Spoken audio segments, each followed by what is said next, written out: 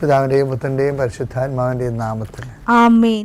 ഇവിടെ ഇന്ന് ഡിസംബർ 8 മാതാവിൻ്റെ അമരോത്ഭവ തിരുനാൾ തിങ്കളാഴ്ച. അമ്മേ പരിശുദ്ധ അമ്മേ, അമ്മേ പരിശുദ്ധ ദൈവമാതാവേ, കൃപാസനത്തിലൂടെ ഞങ്ങൾക്കും ഞങ്ങളുടെ ദേശത്തിനും അമ്മ മധ്യസ്ഥം തേടി തന്ന എല്ലാ അനുഗ്രഹങ്ങൾക്കും കൃപകൾക്കും ഞങ്ങളിപ്പോൾ ഹൃദയം നിറഞ്ഞ നന്ദി പറയുന്നു. അമ്മേ പരിശുദ്ധമ്മേ ദൈവമാതാവേ, 2004 ഡിസംബർ 7 ഉച്ചകഴിഞ്ഞ് 2:30 കൃപാസനത്തിൽ സംഭവിച്ച അമ്മയുടെ പ്രത്യക്ഷപ്പെടലിനെ കുറിച്ച് തിരുസഭയ്ക്ക് സമർപ്പിച്ചിരിക്കുന്ന പഠനരേഖകളുടെ മേൽ സഭാത്മകമായ പഠനം ആരംഭിക്കുവാൻ ഞങ്ങൾ പ്രാർത്ഥിക്കുന്നു. അമ്മേ പരിശുദ്ധമേ, ഭൂസ്വർലോകങ്ങളുടെ രാജ്ഞിയായ അങ്ങേയ്ക്ക് ഭൗമസംരക്ഷണത്തിനായി പ്രപഞ്ചപ്രകൃതിയെ തന്നെ തിരുസഭ പ്രതിഷ്ഠിക്കുവാൻ ഈ പ്രത്യക്ഷീകരണം വഴി ഇടയാക്കണമേ. പരിശുദ്ധമേ, ജപമാല മാതാവേ, സകല കൃപാസനം പ്രാർത്ഥനയോടും ചേർത്ത് ഞങ്ങളിപ്പോൾ പ്രാർത്ഥിക്കുന്ന ഈ കുടുംബത്തിന്റെ പ്രത്യേക നിയോഗം പറ മക്കളെ.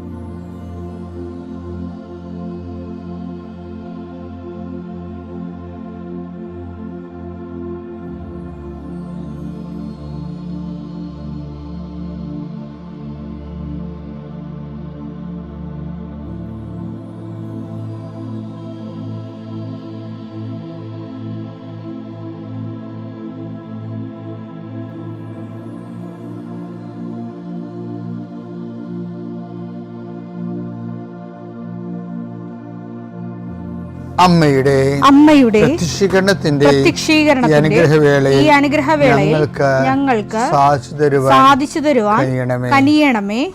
ആമേൻ. വിശ്വാസ പ്രമാണം. സർവശക്തനായ പിതാവും ആകാശത്തിന്റെയും ഭൂമിയുടെയും സൃഷ്ടാവുമായ ദൈവത്തിൽ ഞാൻ വിശ്വസിക്കുന്നു.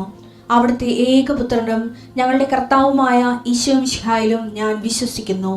ഈ പുത്രൻ പരിശുദ്ധാത്മാവിനാൽ ഗർഭസ്ഥനായി കന്യകാമറിയത്തിൽ നിന്ന് പിറന്ന് പൊന്തിയോസ് പീലാത്തോസിന്റെ കാലത്ത് പീഡകൾ സഹിച്ച് കുരിശിൽ തറയ്ക്കപ്പെട്ട് മരിച്ച് അടക്കപ്പെട്ട് പാതാളങ്ങളിൽ ഇറങ്ങി മരിച്ചവരുടെ ഇടയിൽ നിന്ന് 3-ാം നാൾ ഉയർത്ത് സ്വർഗത്തിലേക്ക് എഴുന്നള്ളി സർവശക്തിയുള്ള പിതാവായ ദൈവത്തിന്റെ വലതുഭാഗത്തിരിക്കുന്നു. അവിടെ നിന്ന് ജീവിക്കുന്നവരെയും മരിച്ചവരെയും വിധിക്കുവാൻ വരുമെന്നും ഞാൻ വിശ്വസിക്കുന്നു. പരിശുദ്ധാത്മാവിലും ഞാൻ വിശ്വസിക്കുന്നു. വിശുദ്ധ കത്തോലിക്കാ സഭയിലും പുണ്യവാന്മാരുടെ ഐക്യത്തിലും പാപങ്ങളുടെ മോചനത്തിലും ശരീരത്തിന്റെ ഉയർപ്പിലും നിത്യമായ ജീവിതത്തിലും ഞാൻ വിശ്വസിക്കുന്നു. ആമേൻ. സുഖസ്ഥനായ ഞങ്ങളുടെ പിതാവേ, അങ്ങയുടെ നാമം പൂജിതമാകണമേ. അങ്ങയുടെ രാജ്യം വരണമേ. അങ്ങയുടെ തിരുമനസ് സ്വർഗത്തിലെ പോലെ ഭൂമിയിലും ആകണമേ. അന്നു വേണ്ടുന്ന ആഹാരം ഇന്ന് ഞങ്ങൾക്ക് തരണമേ. ഞങ്ങളോട് തെറ്റ് ചെയ്യുന്നവരോട് ഞങ്ങൾ ക്ഷമിക്കുന്നത് പോലെ ഞങ്ങളുടെ തെറ്റുകൾ ഞങ്ങളോടും ക്ഷമിക്കണമേ. ഞങ്ങളെ പ്രലോഭനത്തിൽ ഉൾപ്പെടുത്തരുതേ, തിന്മയിൽ ഞങ്ങൾ രക്ഷിക്കണമേ. ആമേൻ. നന്മ നിറഞ്ഞ മറിയമേ, സ്വസ്തി. കർത്താവ് അങ്ങയുടെ കൂടെ സ്ത്രീകളിൽ അങ്ങ് അനുഗ്രഹിക്കപ്പെട്ടവളാകുന്നു. അങ്ങയുടെ ഉദരത്തിൻ ഫലമായി ഈശോ അനുഗ്രഹിക്കപ്പെട്ടവനാകുന്നു.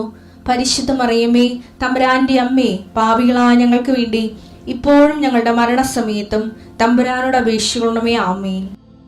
കർത്താവേ, നിന്റെ ഉന്നതമായ നാമത്തിന് സ്വസ്ഥം ചെയ്യുന്നു. ഇന്ന് അങ്ങയുടെ മക്കള് ഈ ആശീർവാദം വാങ്ങിച്ചുകൊണ്ട് ഇന്ന് ജീവിതത്തിന്റെ വിവിധ മണ്ഡലങ്ങളിലേക്ക് പോവുകയാണ്. കർത്താവേ, അവിടെ ഓഫീസിൽ പോകുന്നവരുണ്ട്, അവിടെ സ്ഥിരമായിട്ട് അവർ അനുഭവിക്കുന്ന പല വിധത്തിലുള്ള പ്രയാസങ്ങളും ഞെരുക്കങ്ങളും രക്തസമ്മർദ്ദം ഉണ്ടാക്കുന്ന പല അനുഭവങ്ങളുണ്ട്. കർത്താവേ, ആ വിഷയങ്ങളെല്ലാം ദൈവത്തിന് ഈ നിമിഷം പരിശുദ്ധയുടെ മാധ്യസേൽപ്പിക്കുന്നു. സ്കൂളിൽ പോകുന്ന അധ്യാപകരെ, പഠിക്കാൻ പോകുന്ന കുഞ്ഞുങ്ങൾ, കോളേജിൽ പോകുന്നവരെ, അവിടെ എല്ലാം അവർക്ക് ചെയ്തു തീർക്കേണ്ട ഉത്തരവാദിത്തങ്ങൾ പരിശുദ്ധ ദേവമാതാവിനെ ഞാൻ ആ വിഷയം സമർപ്പിച്ച് പ്രാർത്ഥിക്കുന്നു. ഇന്ന് ബാങ്കിൽ പോകുന്നവരെ, അതുപോലെ തന്നെ ഓരോരോ ആവശ്യങ്ങൾക്കായി ദൈവദുരസന്നിധിയിലെ ഇതുവരെ വെച്ചിരിക്കുന്ന മുഴുവൻ പ്രാർത്ഥനകൾ, ഇന്നുവരെ ചില കാര്യങ്ങൾ നീക്കുപോക്കില്ലാത്ത വിഷയങ്ങൾക്കെല്ലാം ഈ കർത്താവിൻ്റെ ആശീർവാദത്താൽ ഈശോ മിശിഹായുടെ ഉന്നതമായ നാമത്തിൽ പ്രാർത്ഥനയുടെ ശക്തിയാൽ നിങ്ങൾക്ക് നീക്കിപ്പോക്കുണ്ടാകണേ പ്രാർത്ഥിക്കുന്നു. തടസ്സപ്പെട്ട് കിടക്കുന്ന കാര്യങ്ങൾ ചെയ്യാൻ പറ്റാതെ ചെയ്യണമെന്ന് ആഗ്രഹിച്ചിട്ട് മാറ്റി വെച്ചിട്ട് ചെയ്യാതെ നീണ്ടു പോകുന്ന കാര്യങ്ങളുടെ മേലെ കർത്താവിൻ്റെ കരുണ വിശുദ്ധമായ രക്തം തളിക്കപ്പെട്ട് പ്രാർത്ഥിക്കുന്നു. Lord, infuse your spirit of power and grace. Thank you, Jesus. ഇന്ന് ഡിസംബർ 8 മാതാവിൻ്റെ അമലോത്ഭവ ദിവസമാണ്. മറിയത്തെ അമലോത്ഭവം എന്ന് വിളിക്കുമ്പോൾ 1000 ആശയങ്ങളോട് കൂടിയാണ്. അതിൻ്റെ ഒരു മാംസധാരണമാണ് അമലോത്ഭവം എന്ന് പറയുന്ന ഒരു മൗലിക ആശയം എന്ന് പറയുന്നത്. എന്നുവെച്ചാൽ കാര്യം വെച്ചാൽ ഈ ക്രിസ്തുവാകുന്ന വചനത്തെ കൺസീവ് ചെയ്യുമ്പോൾ തന്നെ മറിയാം അത് കൺസീവ് ചെയ്യാനുള്ള ഒരു കപ്പാസിറ്റി ഉള്ള ആളാണ്. അതാണ് കഴിവെന്ന് നമ്മൾ പറഞ്ഞത്. ഓരോരുത്തരുടെയും കഴിവനുസരിച്ചെന്ന് പറഞ്ഞല്ലേ, മറിയത്തിൻ്റെ അമലോത്ഭവം മറിയത്തിൻ്റെ കഴിവനുസരിച്ച് ദൈവം കൊടുത്തിരിക്കണത്. അല്ലാതെ മറിയത്തോട് ഡിവൈഡ് ചെയ്തിട്ട് ദൈവം പ്രത്യേക ഒരു ദാനം കൊടുത്തതിനേക്കാൾ ഉപരി ആ ദാനം ഗ്രേസ് ഇഷ്ടപ്പോൾ നേച്ചർ എന്ന് നമ്മൾ പറയുമ്പോൾ ആ നേച്ചർ മറിയത്തിനുണ്ട്. അതാണ് അതിനെ കഴിവെന്ന് പറയുന്നത്. വചനമായിട്ട് മനസ്സിലാക്കാനും വചനം വളർത്തിക്കൊണ്ടുവരാനുള്ള മനോഭാവങ്ങൾ, നിലപാടുകൾ, നയങ്ങൾ, സമീപനങ്ങൾ, പ്രതികരണങ്ങൾ, ഇങ്ങനെ എല്ലാത്തിൻ്റെയും കൂടെയുള്ള ഒരു ഫേവറബിൾ കൾച്ചർ മറിയം ആദ്യമൂല്യം കീപ്പ് ചെയ്തിരുന്നതിൻ്റെ പേരിലാണ് അവളെല്ലാം ഹൃദയത്തിൽ സംഗ്രഹിച്ചു എന്ന് പറയണത്. പിന്നെ മറിയത്തെക്കുറിച്ച് പറയണത് മറിയം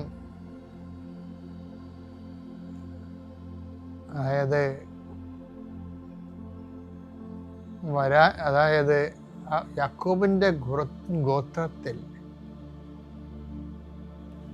അവൻ എന്നേക്കും വലിയവനായിരിക്കും.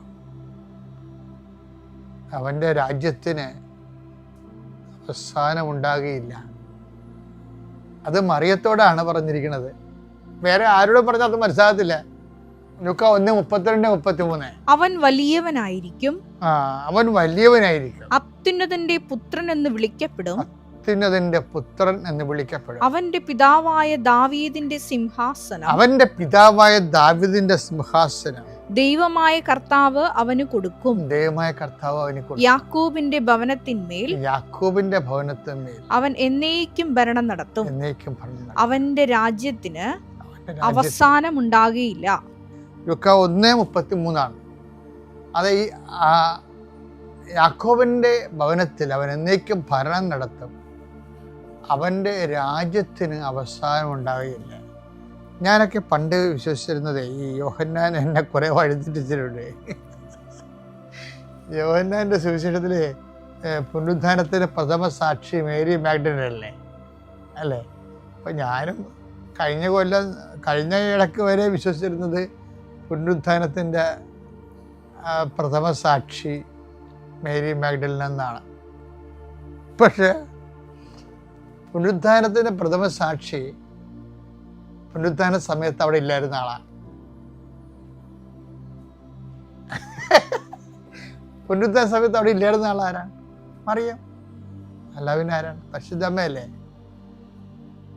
അമ്മ കുരിശിൻ്റെ ചുവട്ടിൽ നിന്ന് ബോഡി ഇറക്കി മടി കിടത്തിയതിന് ശേഷം, കല്ലറയിൽ വെച്ചടക്കിയതിന് ശേഷം പിന്നെ മറിയം പിക്ചറിലില്ല. പിന്നെ ഒരിടത്തുമേ ഇല്ല മറിയം. പിന്നെ അപ്പോസ്തലന്മാരെ കൂട്ടായ്മയിലെ മറിയത്തെ കാണത്തുള്ളൂ. അതിനുള്ളിൽ നടന്ന സംഭവങ്ങൾക്കെല്ലാം മറിയം തന്നെയാണ് സാക്ഷി. എന്താ കാര്യം? മറിയം പിന്നീട് ഏറ്റവും വലിയ ഹൃദയത്തിൽ സംഗ്രഹിക്കലിൻ്റെ കാലഘട്ടമാണ്. കുരിശിൻ്റെ ചുവട്ടിൽ നിന്ന് മറിയത്തിൻ്റെ വീട്ടിലോട്ടുള്ള യാത്രയിൽ എടുത്ത ആ 3 ദിവസമില്ലേ, അതാണ് മറിയത്തിൻ്റെ അവസാന ഹൃദയത്തെ സംഗ്രഹിപ്പ്. എന്താ സംഗ്രഹിച്ചത്? മറിയത്തോട് പറഞ്ഞിട്ടുണ്ട്. എന്ത് പറഞ്ഞു? മംഗളവാർത്ത സമയത്ത് എന്താ മംഗളവാർത്ത? അവൻ്റെ രാജ്യത്തിന് അവസാനം ഉണ്ടാകില്ല. അവൻ്റെ രാജ്യത്തിന് അവസാനം ഉണ്ടായില്ലെന്ന്. അതാണ് മറിയം ഈ ദിവസങ്ങളിലൊക്കെ ഹൃദയത്തിൽ സംഗ്രഹിച്ചത്. ആ സംഗ്രഹിക്കുക മാത്രമല്ല, അത് മറിയത്തെ കണ്ടപ്പോഴേ എഡിറ്റ് ചെയ്യാതെ എലിസബത്ത് പറയും, മേരി, നീ മേരിയല്ല, അവൻ്റെ രാജ്യത്തിന് അവസാനം ഉണ്ടാകില്ലെന്ന് അരുളി ചെയ്ത അവസാനമില്ലാത്ത രാജ്യത്തിൻ്റെ രാജാവ്, എൻ്റെ കർത്താവ്, എൻ്റെ കർത്താവിൻ്റെ അമ്മയാണ് നീ. എന്നെ കാണാൻ എനിക്കെങ്ങനെ യോഗ്യത എന്ന് പറഞ്ഞിട്ട് എലിസബത്ത് പറയണത് എന്താണെന്നറിയാമോ? ശരി, കർത്താവ് നിന്നോട് അരുളി ചെയ്ത കാര്യങ്ങൾ, അവൻ്റെ രാജ്യത്തിന് അവസാനം ഉണ്ടാകില്ലെന്ന് കർത്താവ് നിന്നോട് അരുളി ചെയ്ത കാര്യങ്ങൾ, കുരിശുമരണത്തിൻ്റെ അപ്പുറത്ത് അവൻ്റെ തിരുവുത്ഥാനത്തെക്കുറിച്ച് കർത്താവ് നിന്നോട് അരുളി ചെയ്ത കാര്യങ്ങൾ, അത് നിറവേറുമെന്ന് വിശ്വസിച്ച നീ ഭാഗ്യവതിയാണെങ്കിൽ നീയാണ് പുനരുത്ഥാനത്തിൻ്റെ പ്രഥമ സാക്ഷി. അമ്മയുടെ അമലോത്ഭവം, അമ്മയെ പുനരുത്ഥാനത്തിന് പ്രഥമ സാക്ഷിയായി ഉയർത്തുന്നതും തിരുവുത്ഥാനവും തമ്മിൽ ബന്ധപ്പെട്ടതാണ്. ഇതിൻ്റെ അകത്ത് ജഡികമായ യാതൊരു വിഷയങ്ങളുമില്ല, എല്ലാം ആധ്യാത്മിക വിഷയങ്ങളാണ്. ആധ്യാത്മിക പ്രസരിപ്പിലും അതുപോലെ തന്നെ ആധ്യാത്മിക സൂര്യ തേജസ്സിലും നിഴലില്ലാതെ പോകുന്ന ഒരവസ്ഥയാണ് അമലോത്ഭവം. നിഴൽ വീശാത്തത്, ജഡത്തിൻ്റെ നിഴൽ വീശാത്ത സൂര്യ തേജസ്സായി സൂര്യനെ ഉടയാടയാക്കിയ, ചന്ദ്രനെ പാദപീഠമാക്കിയ, 12 നക്ഷത്രങ്ങളുടെ കിരീടം ചൂടിയ, ഭൂസ്വലോകങ്ങളുടെ രാജ്ഞിയായി വിരാജിക്കപ്പെടുന്ന പരിശുദ്ധമ്മ ദേവമാതാവിൻ്റെ അമലോത്ഭവ തിരുനാൾ ആഘോഷിക്കുന്ന ദിവസം കർത്താവ് നിങ്ങളെ ശക്തീകരിക്കട്ടെ, നിങ്ങളുടെ ജീവിതത്തെ, ഇരുളടഞ്ഞ ജീവിതത്തെ പ്രഭാപൂരിതമാക്കട്ടെ എന്ന് പ്രാർത്ഥിക്കുന്നു.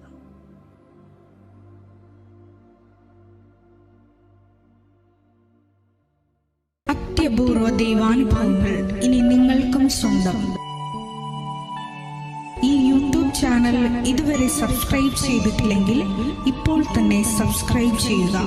ഈ വീഡിയോ ഇപ്പോൾ തന്നെ നിങ്ങളുടെ സുഹൃത്തുക്കൾക്ക് ഷെയർ ചെയ്തുകൊണ്ട് കർത്താവിൻ്റെ പ്രേക്ഷിതരാകുക.